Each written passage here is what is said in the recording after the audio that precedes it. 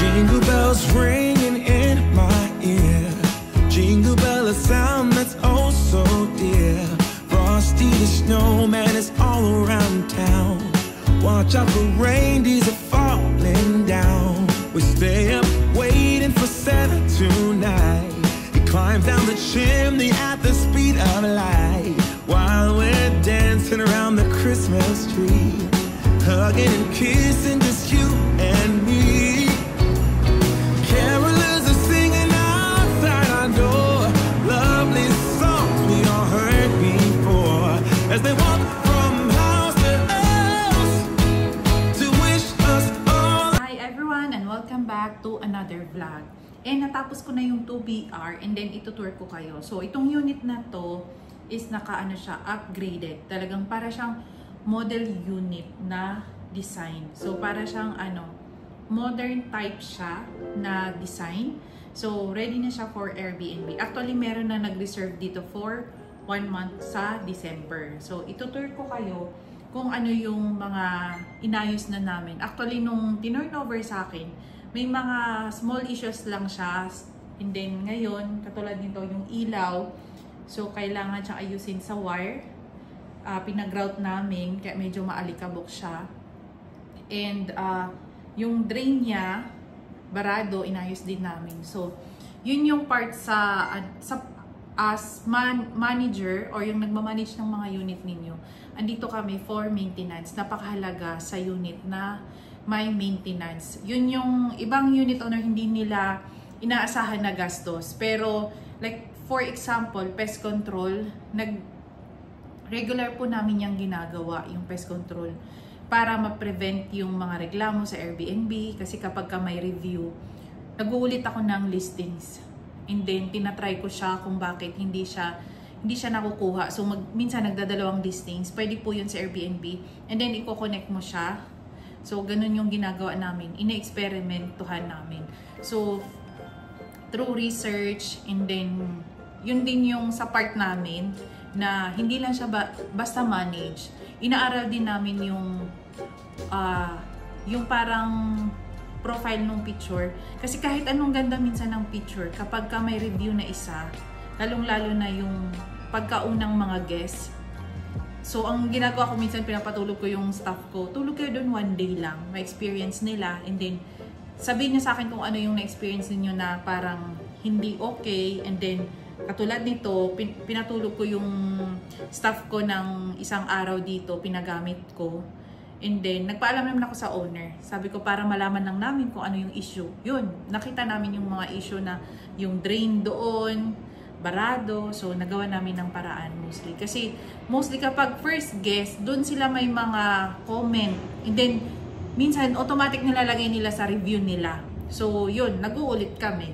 Pero ito, talagang pilit namin na inaayos. And then, hindi naman kasi perfect talaga eh. Pero, alam mo yung, for improvement, ini-improve namin yung services namin. So, unti-unti. Ayun. So, itutur ko na kayo. Ang ganda ng unit. Hindi siya, mas malaki siya sa regular na 2 bedrooms. Paano ko siya nasabi? Yung dito sa may kitchen area niya, yung sa ref, may space pa. So, yung space na to, malawak talaga siya. And, actually may carpet to. Sabi ko kayo na, tanggalin niya na, para mas madaling malinis.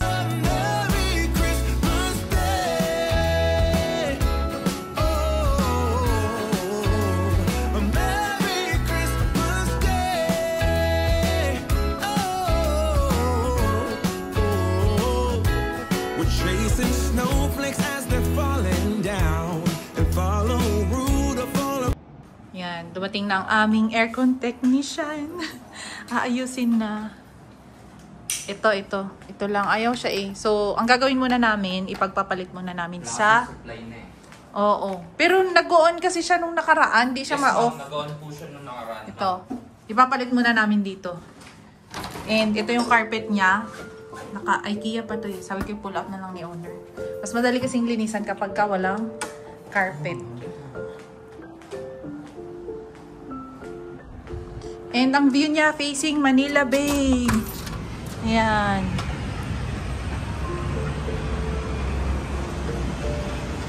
Ang unit is sa Tower D.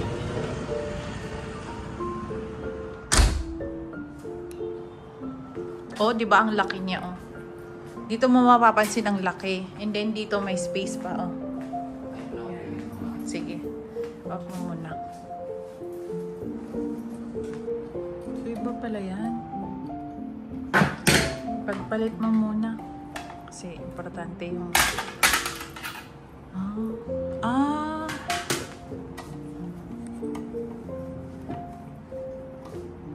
Actually, ito yung TV niya. Sira na.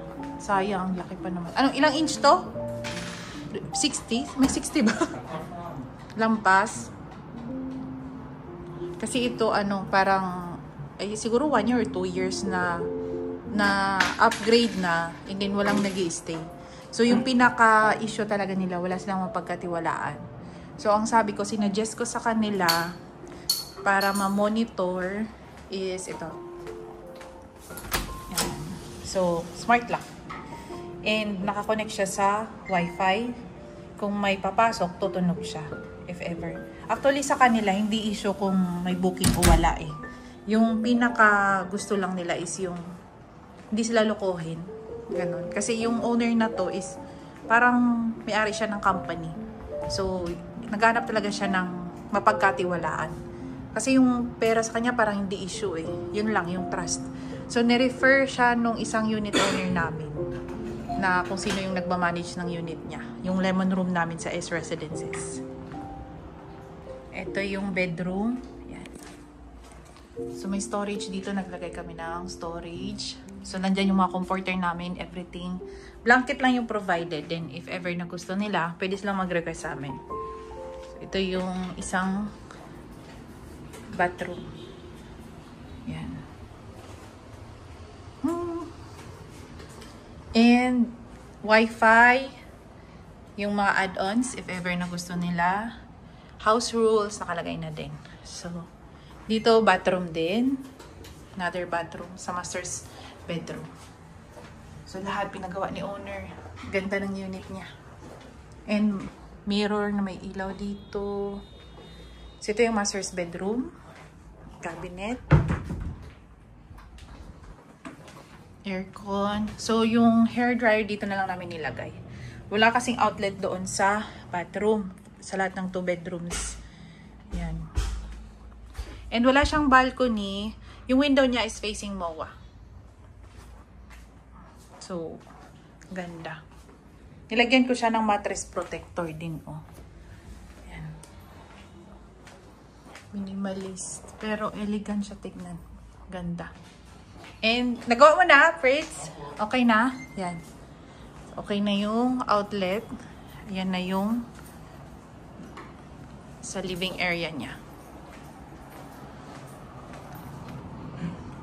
And sa kitchen niya, ito. Ito yung fridge niya, nakalagay dito. Microwave na oven. And talagang dinesign niya talaga ng ganda yung unit. And nilipat niya yung grease trap dun sa dulo dahil dito nilagay ang trash can. Ayan. Ganda lang.